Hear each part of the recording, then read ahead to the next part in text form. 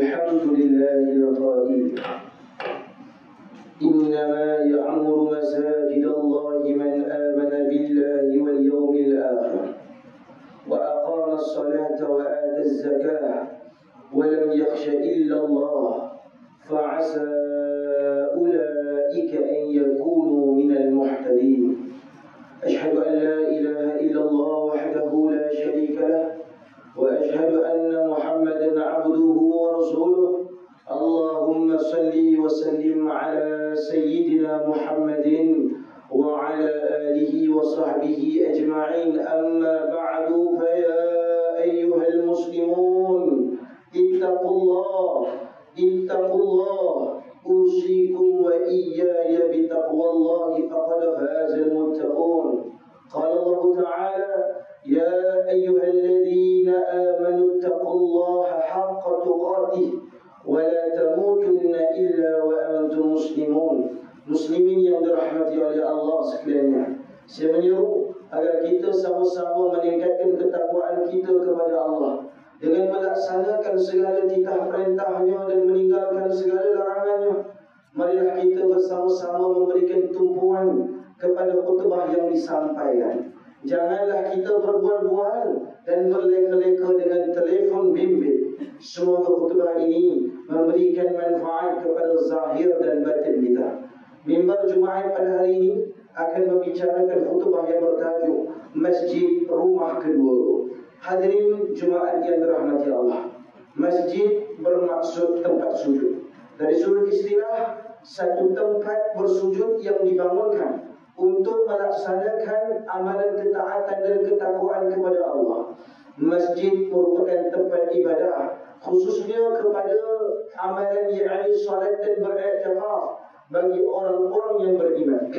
Malah masjid juga syiar dan lambang kesatuan umat Islam. Allah menjelaskan bahawa orang-orang yang beriman adalah orang yang layak memakmurkan masjid-masjid Allah. Di samping itu, masjid juga tempat seorang hamba berada pada kedudukan yang paling akrab dengan Tuhannya. Firman Allah Ta'ala dalam surah At-Taubah ayat 18 yang telah dibacakan pada permulaan khutbah tadi yang bermaksud hanya saja orang-orang yang layak memakmurkan, menghidupkan masjid Allah itu adalah orang yang beriman kepada Allah dan hari akhirat, serta mendirikan sembahyang dan menunaikan zakat dan tidak takut melainkan hanya kepada Allah. Dengan adanya sifat tersebut, maka diharapkan mereka menjadi golongan yang mendapatkan petunjuk. Hadirin sekalian, seperti mana yang kita tekuni, sejak zaman Rasulullah lagi, masjid bukan dibina sebagai tempat beribadah semata-mata, namun ianya merupakan satu pusat kegiatan dakwah. Dan peranan masjid pada hari ini mencakupi pelbagai aspek, seperti mana pengajuran program keagamaan, aktiviti kemasyarakatan, dalam aspek kehidupan, pendidikan, kebajikan, bahkan platform penyatuan dan perpaduan ummah dan ekonomi bagi umat Islam di negara-negara ini. Ini termasuk kegiatan seperti mana pengajaran dakwah, program-program remaja, sambutan keagamaan, serta motivasi kepada masyarakat untuk memakmurkan rumah Allah 5 waktu sehari semalam. Apabila masjid ini dimakmurkan, ia akan menjana kesan yang positif dalam membina pembinaan masyarakat madani dalam rangka membina perpaduan umat Islam. Hakikatnya, pada hari ini masjid dijadikan sebagai tempat perkembangan syiar Islam, dan fungsi masjid bukan sekadar menjadi medan pertemuan jemaah dengan pelbagai sajian majlis ilmu, malah kegiatannya dilihat semakin meluas dan berkembang. Oleh itu, cadangan dan penghiatan kepada masjid sebagai rumah kedua adalah sangat relevan dalam hidup kita. Antaranya yang pertama, jadikan masjid sebagai tempat pembentukan nilai kerohanian dan jati diri umat Islam, kerana masjid memiliki peranan penting sebagai tempat pembentukan kerohanian. Dan antara aspek pembinaan kerohanian tersebut yaitu ibadah dan bermunajat. Masjid dilihat sebagai satu lokasi natural yang bersifat ampuh dalam membina kekuatan hati, jiwa dan rohani. dalam mengetepikan segala sifat toksik dan tercela. Ini kerana masjid menjadi satu tempat rawatan jiwa dan rohani yang terbaik bagi umat Islam. Bahkan menurut Imam Nawawi rahimahullah, masjid tempat turunnya rahmat daripada Allah. Wal masajidu mahallu nuzulir rahmah. Masjid-masjid adalah tempat turunnya rahmat. Bahkan melihat kepada generasi salafus soleh, apabila menghadapi masalah kebimbangan dan cabaran, mereka pasti akan bergegas mencari masjid sebagai tempat perlindungan dan penyelesaian serta mengadu hal yang dihadapi kepada Yang Maha Kuasa. Dalam satu kisah, pada suatu hari ketika mana cuaca sedang menjadi kelam, orang muda bertanya kepada Anas bin Malik radhiyallahu anhu, "Pernahkah tuan melihat perkara seperti ini berlaku di zaman hayat Rasulullah?" Dia menjawab, "Aku berlindung dengan Allah. Pada masa itu, kalau berlaku ribut, kami akan segera ke masjid kerana takut-takut kalau berlakunya hari kiamat. Tidak syak lagi, masjid mempunyai aura positif, aura keselamatan dan aura pendamaian. Di samping itu, segala kegiatan dan aktiviti di masjid dalam membentuk amalan semuanya terjurus dan tunduk dalam mengingati Allah SWT.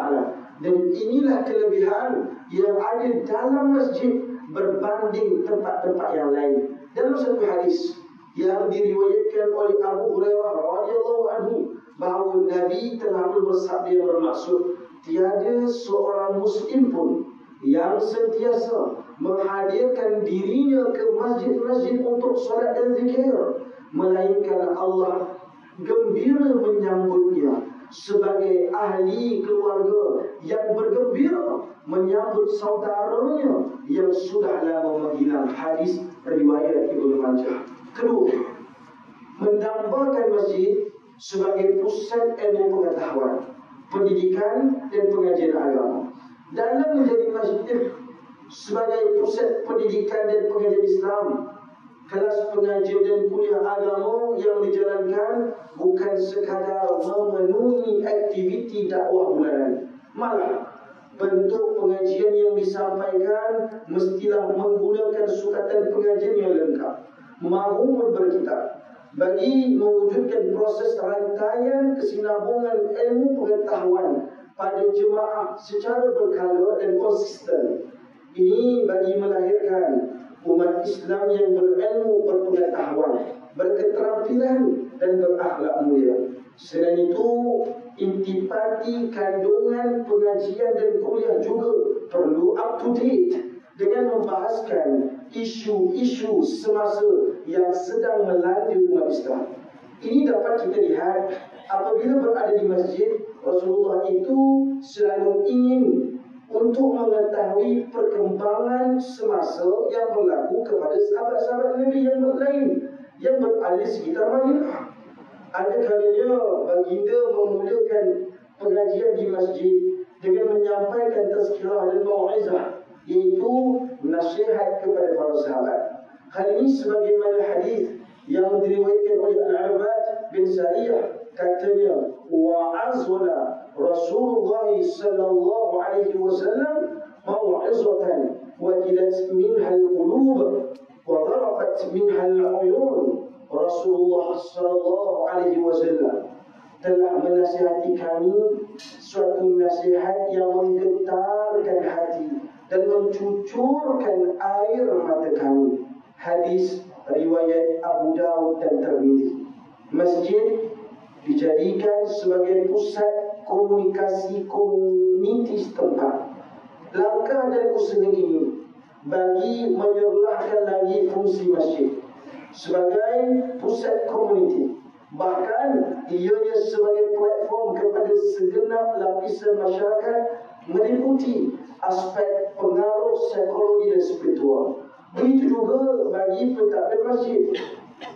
Binalah jabatan ukhuwah agar masyarakat dan jemaah sekitar dapat memakmurkan rumah Allah dengan memperkukuhkan persaudaraan, kesepahaman, kecintaan sesama umat Islam dalam menghayati ajaran Islam serta memperhebatkan aktiviti dan program di kawasan setempat.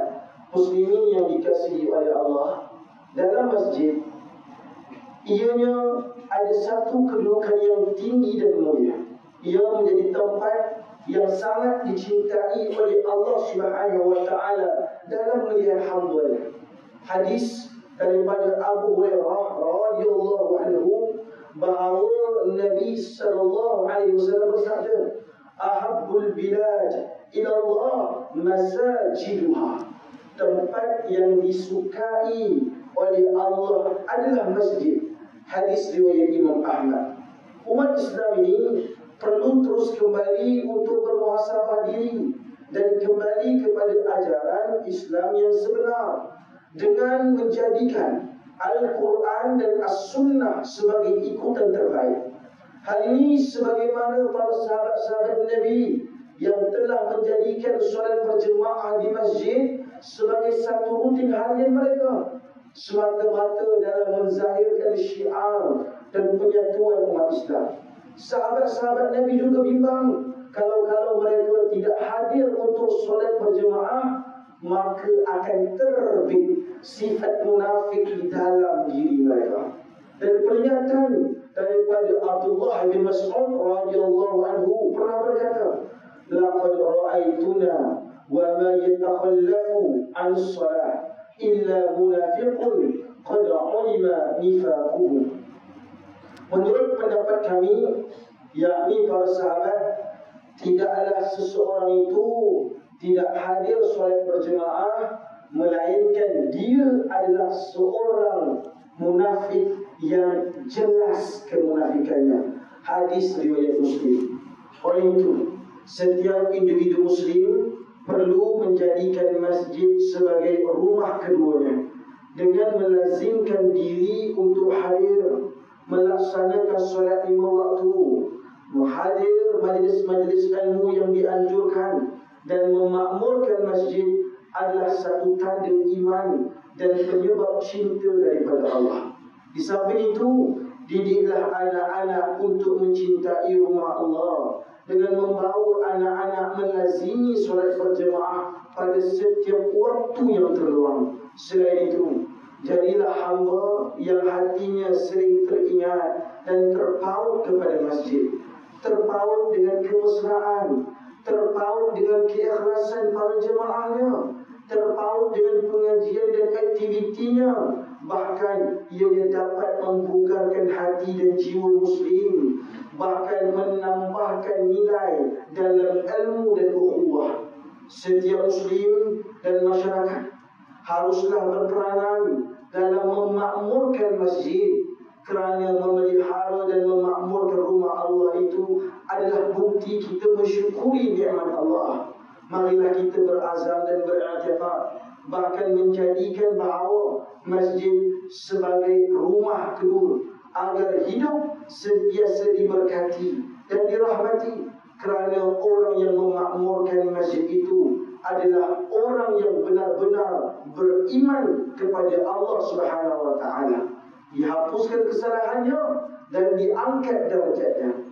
Hadis daripada Abu Hurairah radhiyallahu anhu bahawasanya Nabi telah bersabda, "Man tatahhara fi baitihi thumma masya ila baitin min buyutillah liyaqdiya fariidatan min faraidillah, kanat khutuwatuhu ihdahuma tahuttu khati'atan wal ukhra tarfa'u darajatan."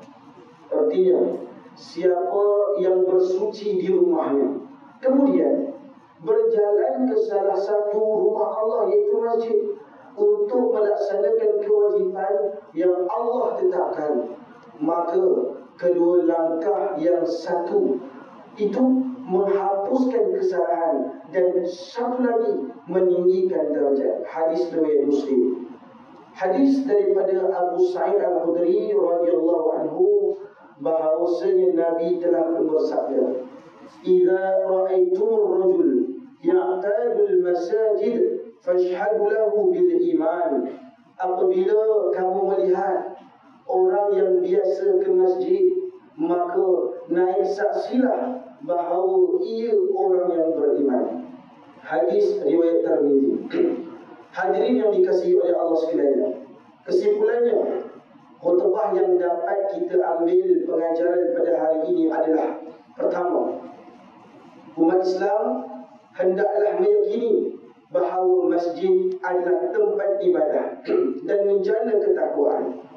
Kedua, umat Islam perlu menjadikan masjid sebagai wadah penyatuan umat Islam serta menghidupkan peranan masjid dengan segala program dan aktiviti keagamaan.